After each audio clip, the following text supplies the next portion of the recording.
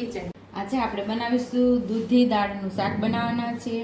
તો એના માટે આપણે અહીંયા સરસ એવી કૂણી એવી દૂધી લઈ લીધી છે, એક નાનું બટેકું લઈ લીધું છે અને એક વાટકી જેટલી દાળ આપણે 1 કલાકથી પલાળીને રાખેલી છે। આપણે આમ નખ મારીએ તો એ દાળ તૂટી જાય છે, આમ કરીએ તો આપણી દાળ પણ સરસ પલળી ગઈ છે। તો આપણે શાકનો ડાયરેક્ટ વઘાર કરવાના છીએ।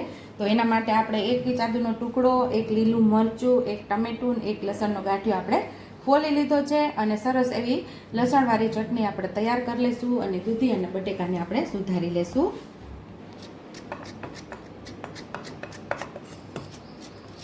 દૂધીને આપણે પહેલા સુધારી લઈશું।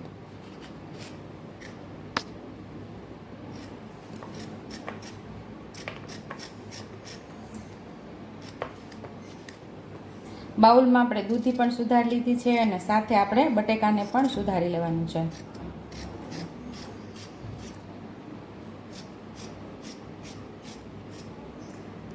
હવે આપણે ખાંડણીની અંદર લસણ, આદુ અને મરચાં ઉમેરી અને સરસ લસણવાળી ચટણી તૈયાર કરવાની છે।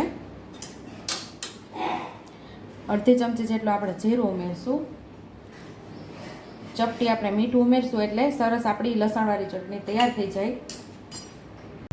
થોડું ખંડાઈ જાય પછી જ આપણે લાલ મરચું પાવડર ઉમેરવાનું એટલે સરસ એવી લસણવાળી ચટણી તૈયાર થાય। થોડું અધકચરું ખંડાઈ ગયું છે તો લાલ મરચું પાવડર 1 ચમચી ઉમેરી દેશું। જે પ્રમાણે તમારા ઘરની અંદર તીખું ખવાતું હોય એ પ્રમાણે લાલ મરચું પાવડર તમારે અહીંયા ઉમેરવાનું છે। અહીંયા આપણી લસણવાળી ચટણી સરસ તૈયાર થઈ ગઈ છે તો એક બાઉલમાં લઈ લઈશું।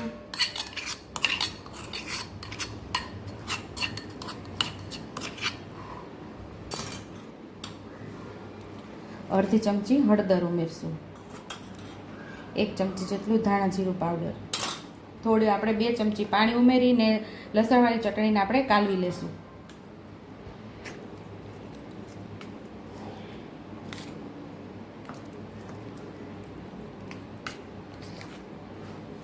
તો મસાલો આપણે સરસ અહીંયા કાલવી લીધો છે। હવે આપણે આનો વઘાર કરી લેવાનો છે। તો ગેસ ઉપર આપણે કુકર રાખી દીધું છે અને હવે આપણે એની અંદર તેલ ઉમેરી દઈશું।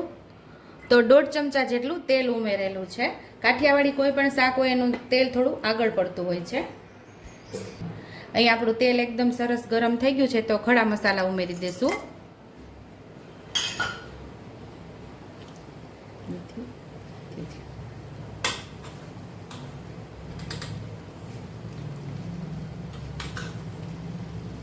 પાંચ ચમચી જેટલી રાઈ ઉમેરશું, અડધી ચમચી જેટલું જીરું ઉમેરશું। રાઈ જીરું અને ખડા મસાલા સરસ સતળાઈ જાય તેલની અંદર ને રાઈ જીરું ફૂટી જાય પછી 5 ચમચી જેટલી હિંગ ઉમેરશું।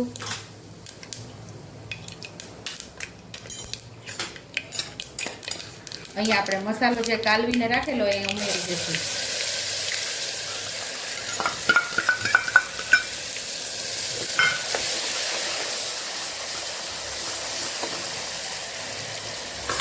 સાથે ટમેટાને પણ ઉમેરી દઈશું, થોડા લીલા ધાણા સરસ આપણે સાતળી લેવાનું છે।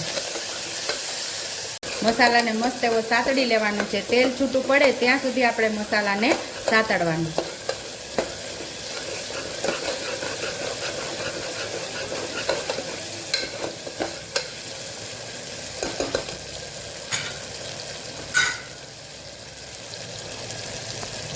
જે પલાળેલું પાણી છે આપણે દાળમાંથી કાઢી લીધું છે।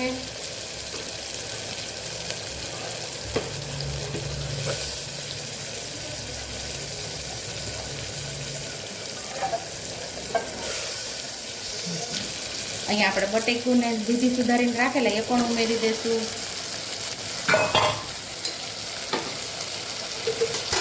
સ્વાદ મુજબ આપણે મીઠું ઉમેરીશું। મસાલા સાથે દૂધીને અને દાળને સરસ સાતળી લેવાનું છે। મસાલાથી કોટ થઈ જવું જોઈએ।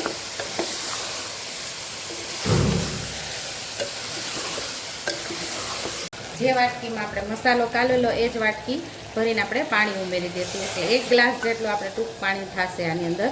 તો 1 ગ્લાસ ભરીને આપણે આની અંદર શાકમાં પાણી ઉમેરી દીધું છે। જે પ્રમાણે તમારે રસો જોતો હોય એટલે કે ગ્રેવી જોતી હોય એ પ્રમાણે તમારે અહીંયા પાણી ઉમેરવાનું છે. અહીંયા આપણે 1.25 ગ્લાસ જેટલું પાણી ઉમેરેલું છે અને કુકર બંધ કરી અને આપણે 4 સીટી લઈ લેવાની છે.